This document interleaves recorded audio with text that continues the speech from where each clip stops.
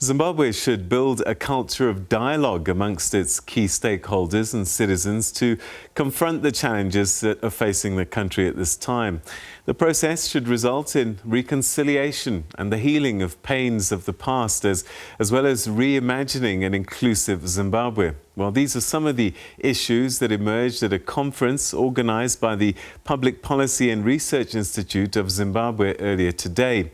Among the participants was the General Secretary of Zimbabwe's Council of Churches, Rev Dr Kenneth Mtata, and he joins us now from Harare via Zoom.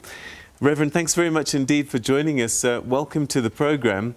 It was a big day for talks, discussions, figuring out things. What came out of it? Thank you very much, Peter. I think it's a great opportunity when Zimbabweans come together to deliberate on how they imagine creating spaces for finding solutions to the many challenges that affect us. So it was great to participate in this meeting. I think there are a number of issues that emerged. Of course, I'm not speaking on behalf of the organizers, but from my own sense of the spirit of the conversation. First, I think there's a general sense that Zimbabwe will do well if all its citizens find common ground in addressing the common challenges that face us. It looks like there is a resonating call among different sectors of society that this is the way we must think about the situation that we find ourselves in. All right, that being said, I know that there were three tiers. There was a political one, and then there was a discussion that you were part of, and that was looking at civil society at large. And I just wonder, from the conversation that you had, what did you put on the table? I think in the group that I was, which comprised of representatives from the church, from civil society and the academy, I think the issues that came out included the appreciation that generally, I think the issues that we are faced with are complex issues. Some of them, they are historical. They are not only having implications for Zimbabwe, but also even for the region. We know that some of the challenges we are dealing with in Zimbabwe, South Africa, for example, has to deal with people from Zimbabwe who leave Zimbabwe to go and look for greener pastures. So the issues we are dealing with also have to do with how other nations are impacted around us. We also see, of course, that we continue to not to have a breakthrough in our relationships with the international community, seeing the pronouncements that have just come out of the EU, of UK, and recently of the United States. So our relationship with the world still needs to be mended. But what came out of all these assessments of the complexity of all these challenges that have a long history was that it was actually possible to create platforms where there is a broad participation among citizens to contribute to reimagining a different Zimbabwe. And of course, such a process must address some basic issues. For example, that we find a common way to bring closure to the hurts of the past, as well as reimagining an inclusive future together. This must also include a way of reimagining an economy which is more inclusive, where people have got opportunities, but also rethinking the way in which we could re-implement the Constitution, our 2013 Constitution, in a fuller way.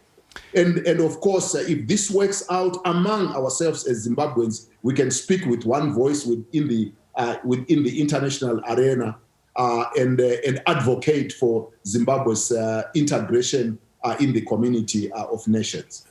Reverend, you sound amazing. I mean, it sounds like a great plan, and these are great words. But let's simplify it. What is the problem? I think this is that is the first challenge, because when you put two Zimbabweans in one room, you may find that they can bring you several problems. But I think the first problem that we are facing right now is that key stakeholders, especially in the political arena, they don't seem to be contributing to a common vision to the future. When our president, for example, would say Zimbabwe is open for business, you have people who would go out of Zimbabwe and say Zimbabwe is closed for business. In other words, the message we send from Zimbabwe about what we are doing as a nation is completely contradictory. And then, of course, we have real challenges that have gone on for a long time, that we are still operating, for example, with a multiple currency economy. You earn Zimbabwe dollar, but when you go to buy things, you may find that things are being sold in a US dollar, and the prices become completely crazy. If you earn Zimbabwean dollar and prices are tagged in US dollars, it becomes inaccessible. We still have to deal with the challenges of the health services, which the hospitals still need to recover. Our schools are going to be opening now, but teachers are threatening to go on strike. Zimbabweans need to find each other so that all these issues that are intertwined can be resolved in a way that is based on engagement. These are some of the examples, Peter. All right. So it does sound that a lot of these issues are political in nature. The president called for the political actors dialogue, Pollard. Isn't that the vehicle to solve these issues? Get all the people, the stakeholders around a table and talk things through. Why isn't that working? I think there are issues that are definitely political, and I think it's good that a platform has been put together for politicians to engage. But when there is a breakdown of the social contract, when the nation is imagining itself in completely exclusive ways, it makes a lot of sense that one way or the other you structure a conversation of the nation so that it finds a common path to the future.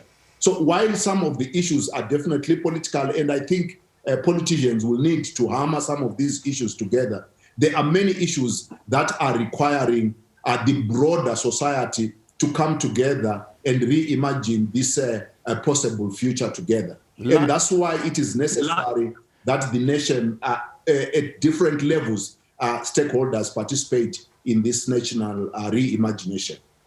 Some people would say that for honest dialogue, the people must come to the table with a sincere heart. At the moment, it seems as if there's one side that has all the power and is using that power fully, and then there's another side where mostly feel like victims. I mean, I'm just looking through the Zimbabwe human rights lawyers' Twitter face today, and I just see the most bizarre cases. People being arrested because they want to deliver a petition to government to say, please don't change the constitution. How can that be a crime? And how do you then negotiate with authorities that will arrest you just for asking for simple things? I think the question is whether there is incentive for the government and the government of ZANU-PF to engage and turn this negative narrative. I think no matter how crazy people may be, they will not enjoy this negative global reputation. They will not enjoy being viewed as a failed state.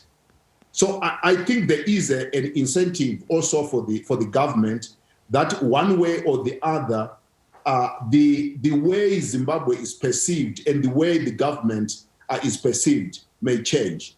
There may be different ways of thinking about how this can happen. We are making a proposal, and I think this has been consistent from the church, and I think there's a growing chorus from civil society that one way to address this issue, because these issues are intertwined, one way to address these issues is to put all of them on the table in the realization that the process will not produce losers.